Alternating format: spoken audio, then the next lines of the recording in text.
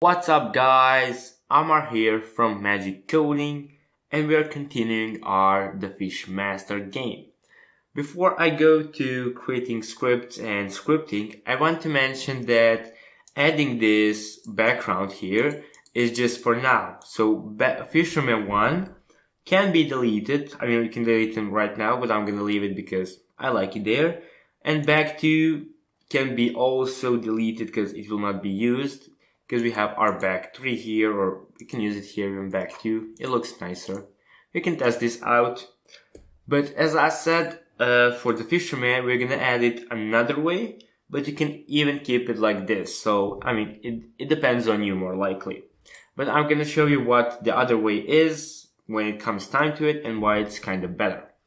So, done my that, just continue adding our folder inside of the project. So, right click, go to create a folder, and create our scripts folder like this. Inside of the scripts folder, we are gonna have our another folder or subfolder, which is going to be for the hook. So hook, like this. I mean, this game isn't that big, but as I said, and I can't overstress this much, I like to keep things organized and I love to keep things, as I said, organized because it makes a project a lot more seeable. So right now, if I were searching scripts, I know exactly where to search in scripts folder. If I were searching for the hook script, I know where to find it. If let's say I add some managers here, I will go to manager scripts and so on. I mean, for this one, you can even see it like as a whole line. I mean, here, as you can see it like this, you can have like 5 more scripts. But still, imagine having like 1,000 scripts and you have to find one single one, what the heck? One single script and you do not know name it. So you can search it like this. So you cannot search it like this because you're not sure how is it called or something like that. It will be troublesome. It will be troublesome. And one tip that I can give you, when you start your game, you can always go here and click on the script and it will go immediately there. So, as I was saying, inside of the hook, we're gonna have a C# script, which is going to be called hook. Imagine that. Not new behavior script, but actually a C# script that is called hook. And I'm gonna delete this because it's not needed. Once that is done, add our hook script to our hook. So I can show you the example. So if I was searching for the hook, I can click here or double click it to open it up and to go right where it is. As you can see, we open up our script as we wanted, and we went right where our script is inside of the Unity. But Unity does not let me show you. So as you can see, if you click it, it'll go immediately to the folder where it is. So first off, I always start things by deleting the comments. So do that.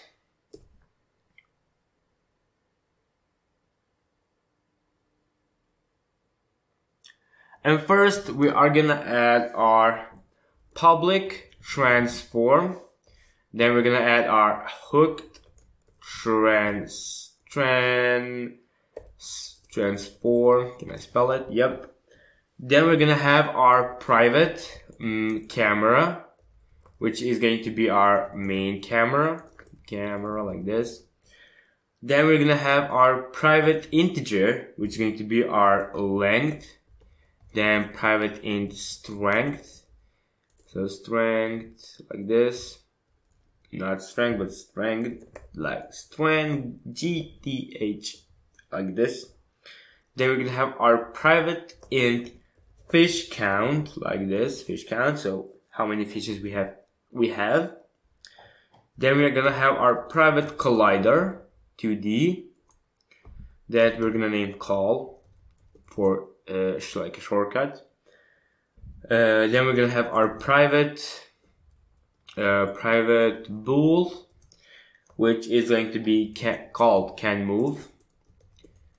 So we can know when can we move. So I'm going to change this to here so it looks a bit more organized. Yeah, then we will have our script, our list of fishes, so fish, but we have to have our fish script, so we're gonna add that later on. And last but not least, we're gonna have our tweener, and that is what I was mentioning before when we have added our assets for the, how is it called, for the animations. So to use a tweener, you will go up, adding using Unity engine, or not, using dg.tween. So this, so using dg.tween. And now we can access our private tweener, which is called camera tween, like this. Simple. Now inside of the start function, we're gonna change it to awake, because awake starts first. And I'm gonna show you an example right now. What do I mean by that? Start like this, start. If I hit print here, print, this message will be first. And then I add here in the start another message, which will be second, like this. Let me close it and add the quotes.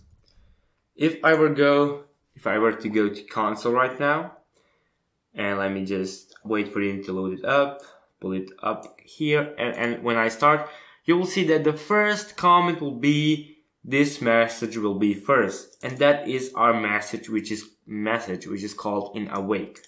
What do I mean by that? Well, basically, when script starts, both of these are using for initialize.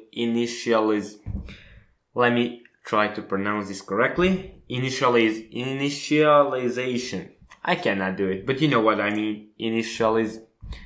For instantiation, not instantiating, that means creating, but okay, you know what I mean. If nothing, I will spell it somewhere around the video so you can know exactly what I mean. And when it comes to that, awake comes first, so it goes awake then start. So by having that in mind, I usually put kind of like get component this or that in the awake function. So inside of the awake function, we're gonna say main camera equals to camera.main, like this. Then we're gonna have our collider, which is equal to get component, and we're getting our collider 2D. And here we are gonna have for our fishes when it comes to our list. So I'm gonna say here list fish, like this.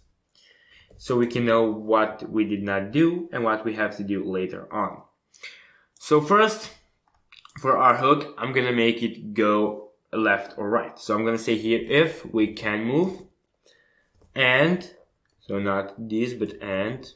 So these two are called and. When you put this together, it's and when you put straight bars or lines, this is or. And I explained the difference between in C#, so you exactly know what I mean. So and input, so input dot get axis, not get axis, but input dot get mouse button, and we are getting our left click because it's 0. If you put 1, it's right click. If you put 0, it's left click. So if that is true, we are gonna say vector 3,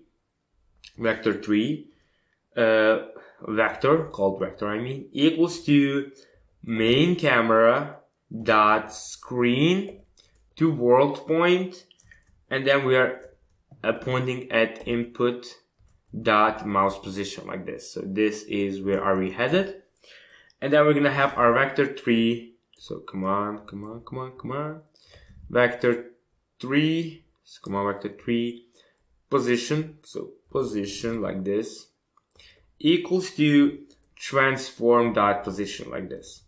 So our position equals to transform dot position, and transform dot position is position of our hook. Now position x, so position x, dot x equals to vector 3 dot x. What's this? Well, basically we are having our transform dot position, which is position for our hook, saying that it equals to where the x of our mouse is. So if I click here, so if I click like here, the hook will move there. If I click here to the left, hook will go there, and so on and so forth. So let me go to 0, or actually to 5. If I click here, hook will go to the left side. If I click here, it will drag to the right side. Now you know what I mean. And you'll see that later on.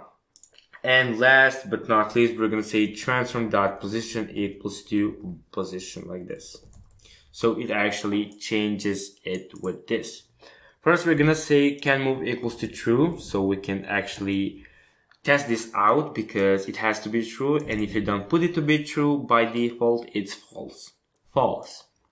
So right now, if I were to put the hook a bit more above, let me put it at 0 for now, or now let's put it at 5. Let's start our game.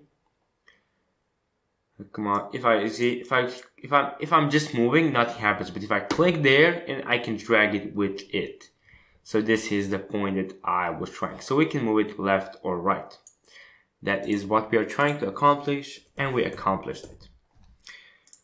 And yeah, so that will be it for this video about the hook. Anything I just want to say is, if I do right now the hook, I can. If I click, then it hooks, but it will take too much time and this video will become too long. But I'm gonna give you here a break, so you can actually rest a bit and then go to another video which is right next off, if you like it, and then of course continue with the hook. But before we do that, I'm just gonna put a hooked transform to our hooked transform here, and with that we are done with this video. So what did we accomplish here? We accomplished that we can move our hook left or right depending where do we click on the screen, as you can see. Pretty cool, am I right? Pretty cool. That will be it, guys. I'm Amar, and I will see you guys in the next video.